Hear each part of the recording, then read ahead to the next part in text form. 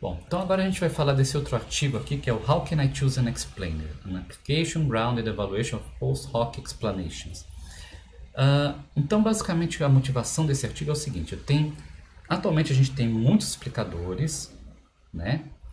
Que a gente já viu vários deles e mesmo assim não foi uma lista exaustiva.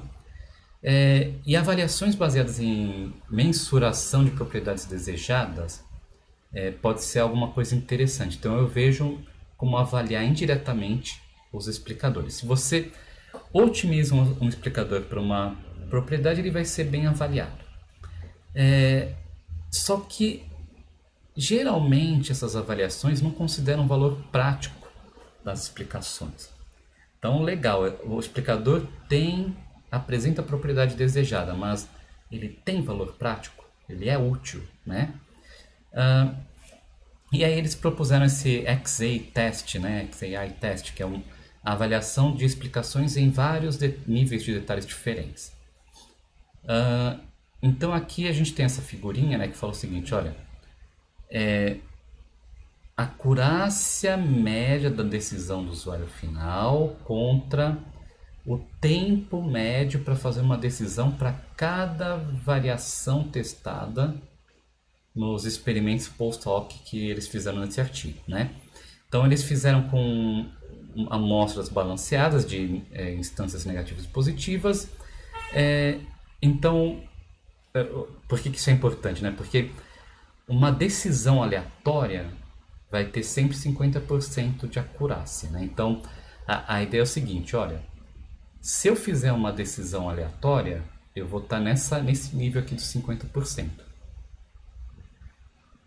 E isso é importante porque se eu usar essa abordagem de verificar os dados mais a pontuação do modelo de machine learning, e a gente vai explicar exatamente o que é esse tipo de avaliação daqui a pouco, né?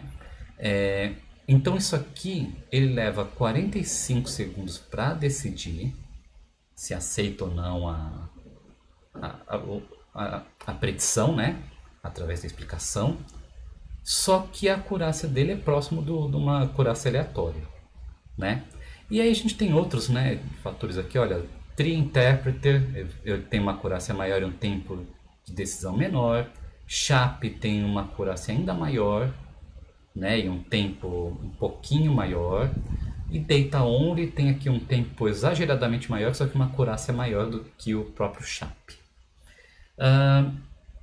Então, continuando com as motivações, né, então vários tipos de usuário se beneficiam de uma explicação, só que cada usuário tem um objetivo diferente, tem um nível de conhecimento diferente e tem ferramentas diferentes disponíveis, né? E quando a gente avalia um explicador, a gente tem que avaliar tendo esse perfil em mente para ver, para determinado perfil, ele vai ser um bom explicador ou não, tá? Então eles avaliaram explicadores no contexto de detecção de fraudes bancárias, né? E para isso eles avaliaram o desempenho de especialistas na predição de fraudes quando ele tinha disponível apenas os valores dos atributos. Então, olha, tem esses atributos aqui, o que você acha que vai ser? É fraude ou não? Ou quando ele tem os atributos e a predição do modelo, que é simplesmente a pontuação do risco. Então fala, ó, tem os atributos aqui e o modelo falou 0,7, né? Ou seja, 70% de chance de ser fraude. Ou ele tem os atributos, a predição e uma explicação, tá? E aqui a gente está assumindo que o modelo e a explicação são melhores do que o especialista, ou seja, usar apenas os dados, a hipótese é, usar apenas os dados vai ser pior do que usar os modelos de explicação. E eles testaram essas hipóteses aqui, testaram várias hipóteses, né? Primeiro, mostrar a pontuação de risco para o analista, além dos atributos, causa uma melhora do desempenho deles. Mostrar também uma explicação ainda também melhora significativamente o desempenho. Explicações diferentes vão ter um impacto diferente para cada especialista. Então, alguns explicadores vão levar a decisões mais eficientes e precisas e outros menos. Cada explicador é visto de forma diferente em relação à relevância, utilidade e diversidade. Mostrar as explicações aumenta a chance de um especialista concordar com a predição de alguma instância. E mostrar a pontuação aumenta a chance de concordar com uma predição. Tá? Então, eles estão vendo qual é o efeito de uma explicação de uma pontuação na decisão do especialista. Eles avaliaram, então, tempo médio de avaliação, acurácia, falso positivo, né? Eu falei, essa predição está ok, não estava ok. Recall, relevância percebida, utilidade e diversidade. E eles fizeram um questionário, né, para os usuários depois de cada explicação. Então eles perguntaram, a explicação cobria todas as informações relevantes para ajudar na decisão? De 1 a 5, né, de discordo e concordo. A explicação me ajudou a decidir mais rápido? A explicação foi útil para me ajudar a fazer uma decisão? E aí ele usou, né, então, modelo treinado com árvore aleatória, explicadores Lime, Tree, Shep, Tree Interpreter, explicação mostrada como pares, ou seja, nome, variável e importância, então são tuplas, né? E apenas as 6 variáveis mais importantes para não ficar aquela coisa gigantesca na explicação. Então aqui tem uma figura de como que era mostrado isso para os especialistas, né? Então tem aqui a predição do modelo, 0,55, e a explicação. Bom, a quantidade, a variável amount é tanto, o tempo desde o último evento de ter que enviar alguma coisa para o endereço foi 5 minutos e 35 segundos. Tem alguma falta de casamento entre as informações do endereço de entrega, endereço de cobrança e o IP e a região da cidade que ele se encontra, né? Veja que o verdinho e o vermelhinho falam dos efeitos positivos e negativos das variáveis, né? Então, isso aqui tem um efeito positivo para a predição, né, para o 1 e os outros efeitos negativos para o 0.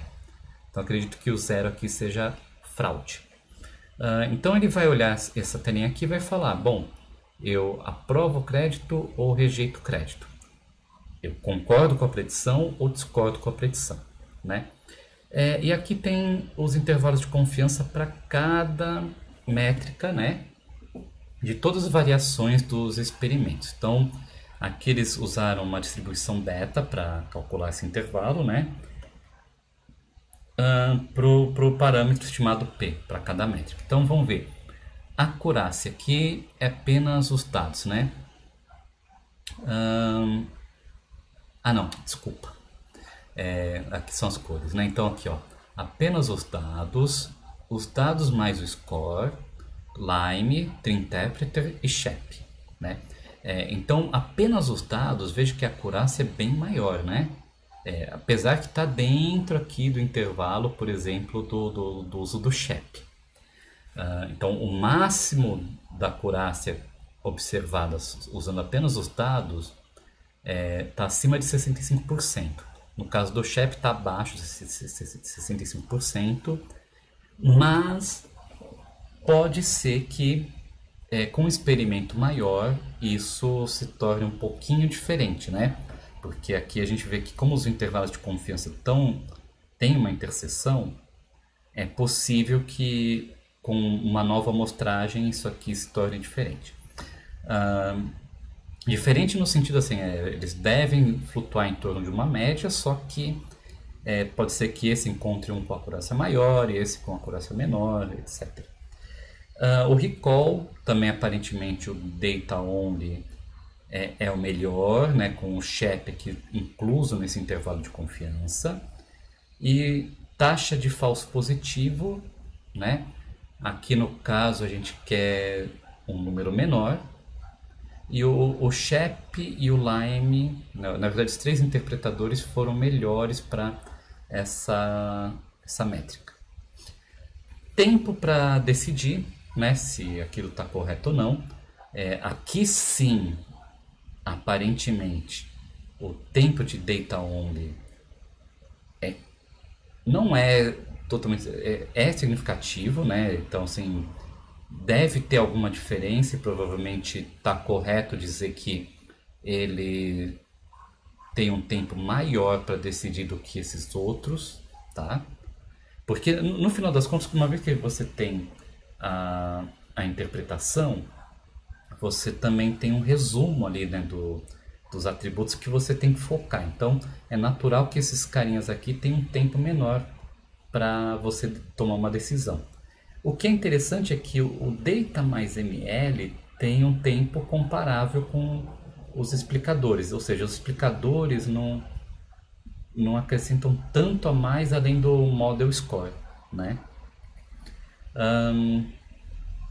Aqui é a distribuição das respostas do feedback, né? Então, o primeiro, a explicação cobriu todas as informações relevantes para ajudar na decisão. Ficou aqui, os 3 explicadores ficou bem no meio, neutro, né? Então, os especialistas não souberam dizer se concordam ou discordam. Sobre as explicações ajudarem a avaliar mais rapidamente, a tendência é mais pro não concordo, tá? Embora tenha um grupo que concordou. E ok, porque veja, a gente vê pelo intervalo de confiança aqui, por exemplo, o Lime chega a ter um tempo de resposta aqui tão grande quanto apenas dados e tão pequeno quanto menor do que o maior dos outros aqui, né? Ao mesmo tempo, o Tree Interpreter é o que teve um caso que foi o menor tempo possível. Então, o ponto é que algumas pessoas vão ter a percepção que foi mais rápido com a explicação, mas a maioria não concordou, né? E a explicação foi útil para fazer uma decisão? Novamente, tendência mais para o neutro, com um pouquinho de concordância, né? Então veja que esse experimento, na verdade, foi ruim, né, para os explicadores, falando que os explicadores ainda não têm uma conclusão muito certeira se eles ajudam ou não, né? No final das contas, a gente continua em dúvida se os explicadores funcionam para alguma coisa. Então, olha só, as conclusões que eles tiraram. Mostrar a pontuação do risco para os especialistas além dos atributos melhora o desempenho deles, tá?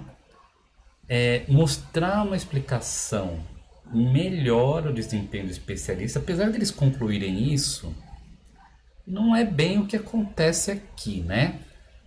Veja que o Data mais... Deixa eu ver aqui. O Data Only tem uma média maior do que as explicações, né? Então, assim, em relação ao Data mais Score, tem um acréscimo que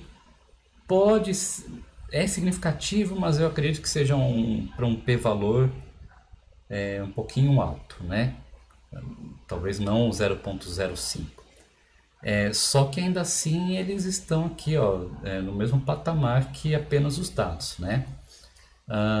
Então, mas veja que eles, assim, a forma que eles escreveram é que mostrar também uma explicação melhora, né? Mas não compararam diretamente com não mostrar nada, mostrar apenas os atributos. E explicações diferentes têm um impacto diferente para cada especialista, né? Alguns explicadores levam a decisões mais eficientes e precisas. Cada explicador é visto de forma diferente em relação à relevância, da utilidade e diversidade. Mostrando as explicações aumenta a chance de você da concordância entre especialistas em uma instância. Isso foi ok apenas para o Lime. E mostrando a pontuação aumenta a chance de concordância entre especialistas sobre uma determinada instância, né? Então isso daqui falha, essa hipótese falhou, ou seja, eles não podem afirmar nada em relação a isso, nem que sim, nem que não, né?